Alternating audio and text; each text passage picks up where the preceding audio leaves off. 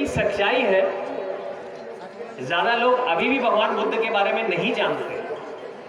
ये हम समझते हैं कि हमारा समाज जानता है तो सभी जानता है, सभी जानते हैं, लेकिन अगर आप सच्चाई सुनेंगे तो बात ऐसी है कि सब ये समझते हैं कि भगवान बुद्ध जो है बस एक शांति का प्रतीक है या एक डेकोरेशन पीस है जो बड़े रईस लोगों ने और मिडिल क्लास लोगों ने अपने घर पे मूर्ति और पेंटिंग लगा कर रखी है। वो तो भला हो उस प्रोड्यूसर का जिन्होंने मुझे एक फिल्म में भगवान बुद्ध का किरदार निभाने का मौका दे दिया। अब वो किरदार निभाया तो ऐसा हुआ कि भगवान बुद्ध की जीवनी पढ़ ली, सिद्धार्थ की कहानी पढ़ ली, बुद्ध का धम्म पढ़ लिया, और जिसने बुद्ध का धम्म पढ़ लिया ध्यान से, ये तो हो ही नहीं सकता कि वो बौद्ध ना हो। इसलिए सबसे पहले 2014 में श्रीलंका में मैं बौद्ध हुआ। उसके बाद मैंने बहुत सारा प्रचार प्रसार किया, बहुत सारे देशों में मैं गया, वियतनाम गया, ऑस्ट्रेलिया गया, कंबोडिया गया, श्रीलंका में तो मैं फिल्म दिखा ही रहा था। तो मैं जहां जा रहा था मुझसे एक ही प्रश्न पूछा गया, बुद्ध तो भारत के बेटे थे, बुद्धिज्म भारत में कहां है? हमें तो देखने को ही नहीं मिलता, ऐसे लगता है कि लुप्त हो गया। तो उसके लिए आप क्या कर रहे हो? आप तो बुद्धिज्म का प्रचार प्रसार दूसरे देशों में कर रहे हो, भारत में बुद्धिज्म कहां है उसके लिए क्या कर रहे हो बताओ? तो बात सोचने वाली थी। मैं वापस आया और जब मैं भारत में आया तो पहली बार मैंने बाबा साहब के बारे में जाना। पूरी स्कूल की शिक्षा में मैं यही जानता था कि बाबा साहब अम्बेडकर जी ने संविधान लिखा है और अम्बेडकर जयंती के दिन छुट्टी होती। और कड़वी सच्चाई ये है, आज बाबा साहब के बारे में केवल बुद्धिस्ट समाज जानता है। अगर आप बाहर जाएंगे तो लोगों को बाबा साहब के बारे में इतना मालूम अभी भी नहीं है। ये कड़वी सच्चाई है। मैंने उनके बारे में पढ़ा।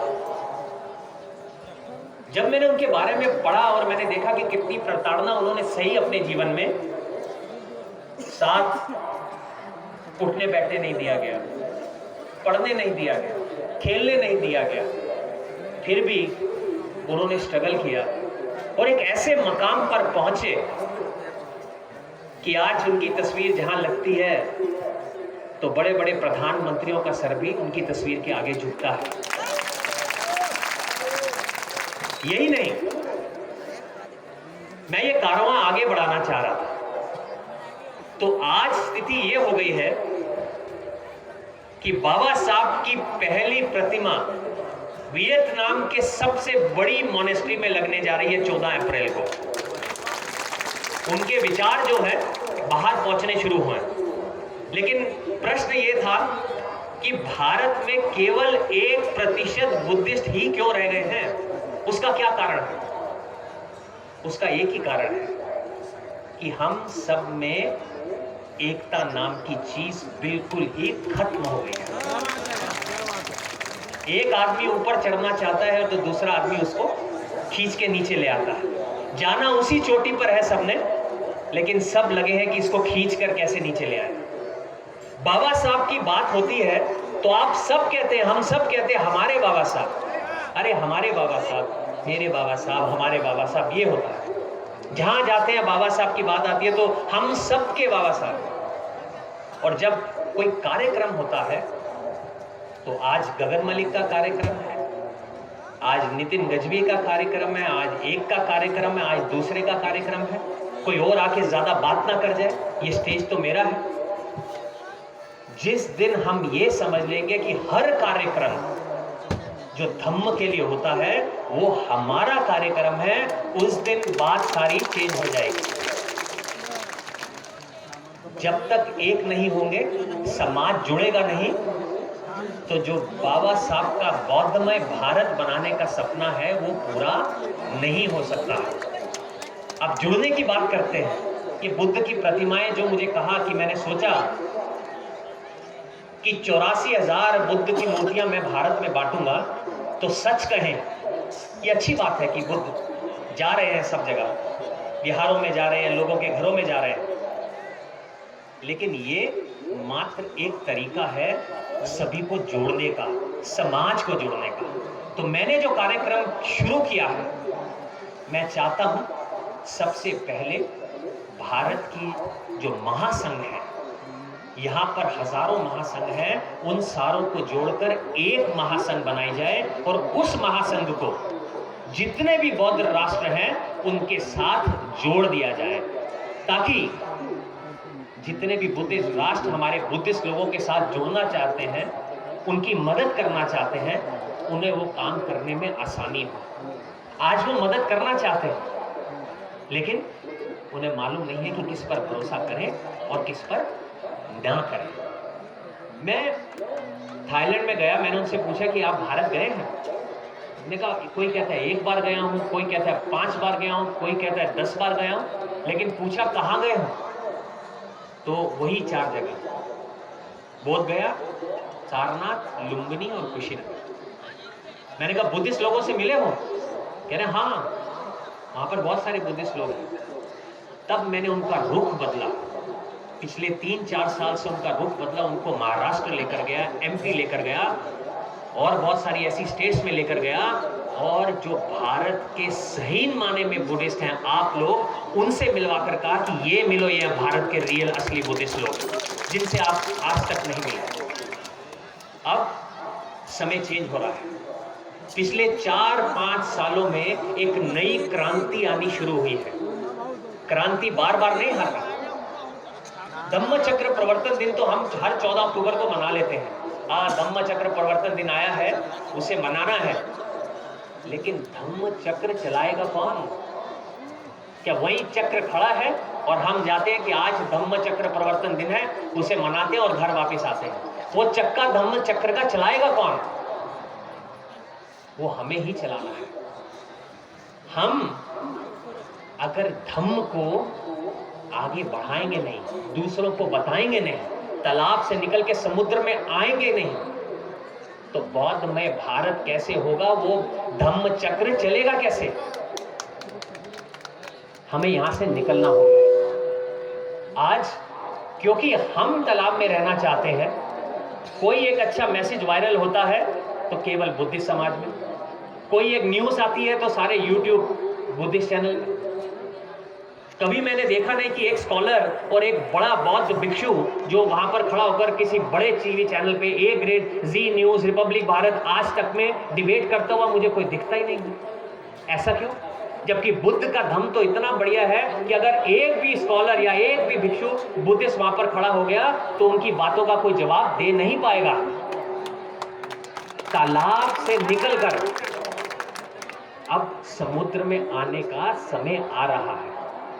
ये तब होगा जब हम एजुकेट होंगे, जब हमारे टैलेंट को पहचान मिलेगी। इसीलिए अपनी फाउंडेशन के जरिए संघ को बनाना, फाउंडेशन के जरिए स्किल डेवलपमेंट के प्रोग्राम लेकर आना, ताकि जितने भी हमारे बुद्धिस्ट बच्चे हैं जिसमें टैलेंट है लेकिन नौकरी नहीं है, कुछ करना चाहते हैं लेकिन समझ में नहीं आ रहा क्या करें, उसके लिए हमारी फाउंडेशन ने काम करना शुरू किया है, ताकि उन बच्चों को एक बार बाहर भेज दिया जाए, ताकि वहाँ से सीख के आए और पे बैक टू द सोसाइटी करें, ताकि हमारा समाज और अच्छे से बढ़े। ये काम हम आने वाले समय में करने जा रहे हैं, और मैं चाहता हूँ कि सारे काम में आप सभी को भी हमारे साथ जुड़ना है। नहीं जुड़ेंगे तो कुछ नहीं होगा। मैं थाईलैंड में गया तो मैं चाहता था कि मैं बुद्धिज्म के बारे में और जानूं, इसलिए भिक्षु बना।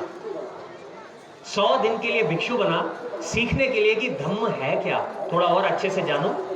और आप मानेंगे नहीं, बहुत कुछ सीखा। जंगल में भी रहा। पहले दिन की प्रक्रिया थी, मुझे कहा गया कि आपको सुबह 6:30 बजे उठकर नंगे पांव बैंकॉक जैसी सिटी में जाना है और भिक्षा मांगकर लानी है, और जो मिलेगा उसे खाना है। तो मुझे लगा कि भाई मैं 6:30 बजे जाऊंगा तो कोई शायद उठा भी नहीं होगा, तो कहां से मैं भिक्षा मांगूंगा, कौन मुझे देगा? और अगर भारत जैसी बात हो गई, कोई भिक्षु आ जाता तो हमारे गेट बंद हो जाते हैं, तो क्या होगा? मैं अपने बिहार से बाहर निकला पहले दिन, आप यकीन नहीं करेंगे, बिहार के बाहर थाईलैंड जैसे देश में 200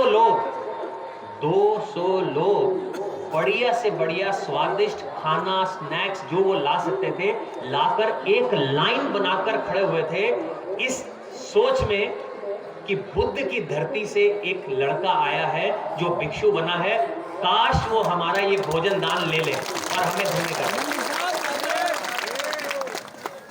उस दिन 90 भिक्षुओं ने और 500 गरीबों ने वो खाना खाया। 1 घंटे के अंदर इतना खाना तैयार हुआ। अब आप ये सोचिए, क्या हमारे मन में हमारे भिक्षुओं के प्रति इतना आदर सम्मान है? नहीं है। तो ये जो कड़वी सच्चाइयां हैं, हमें इस चीज से निकलना है कि हम दूसरों को नीचा दिखाकर ऊपर बढ़ने की कोशिश कर रहे हैं, वो सही तरीका नहीं है। धम्म अपने आप में ही इतना पावरफुल है, अगर उसे आप सही से समझेंगे और सही से उसका आचरण करेंगे तो ये जान लीजिए, आने वाले समय में भारत तो ही नहीं, पूरे संसार के पास बुद्धिज्म के अलावा और कोई विकल्प नहीं रह जाएगा। बाबा साहब पारदर्शी तो उन्होंने सब पढ़ लिया था और वो जानते हैं इस बात को, इसीलिए उन्होंने बुद्धिज्म चुना। इसलिए मैं बहुत ज्यादा आप लोगों का समय नहीं लूंगा। मैं ये कहना चाहता हूं कि ये क्रांति जो है वो बार बार नहीं आती है, इसलिए ये जो धम्म चक्र प्रवर्तन मनाने हम पहली दीक्षा भूमि में जाते हैं, अब समय आ गया है कि 14 अक्टूबर 2023 में बाबा साहब को ट्रिब्यूट देने के लिए एक दूसरी दीक्षा भूमि बने, जहां 10 लाख लोग जो है एक साथ बुद्धिस्ट बने। एक नहीं बल्कि भारत की हर स्टेट में एक दीक्षा भूमि होनी चाहिए, और वो तभी होगी जब हम एक दूसरे का साथ दें। तो चलिए आज एक दूसरे से ये प्रॉमिस करते हैं कि आज से हम एक दूसरे का साथ देंगे, और जो धम्म का कार्य कर रहा है उसको इतनी ऊंचाइयों तक लेकर जाएंगे कि बाबा साहब का सपना बौद्धमय भारत का पूरा हो सके। मैं यहाँ पर आके आज वेलतूर में आकर बहुत खुश हुआ हूँ और बहुत आभारी हूँ कि उन्होंने मुझे मौका दिया है कि आप सभी से आज बात करने का, और ये वादा करता हूँ कि जो भी धम्म को अच्छे से सीखना चाहेगा, भारत या भारत से बाहर एक भिक्षु के रूप में, वो फाउंडेशन को एक बार एक साथ मिले, हमसे बात करे, चाहे वो महिला हो चाहे वो आदमी हो। कुछ समय के लिए अगर उसने भिक्षु बनना है तो उसे भारत से बाहर हम लेकर जाएंगे और धम्म का ज्ञान हम दिलाएंगे, ये हम वादा करते हैं। बहुत बहुत आपका फिर से एक बार शुक्रिया, सारे ऑर्गेनाइजर्स का शुक्रिया।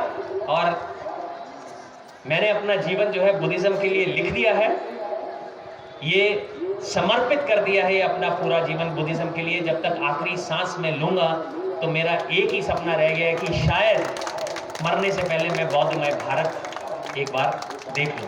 नमो बुद्धाय, जय भीम। मैं बाहर के लोगों को ये बता रहा हूं कि भारत में अगर आपने नमो बुद्धा कहा तो वो भी अधूरा है जब तक आप जय भीम नहीं कहेंगे, और अगर आप इतना हल्का जय भीम बोलेंगे तो उनको कैसे समझाऊंगा। जय Bhim. Thank you very much.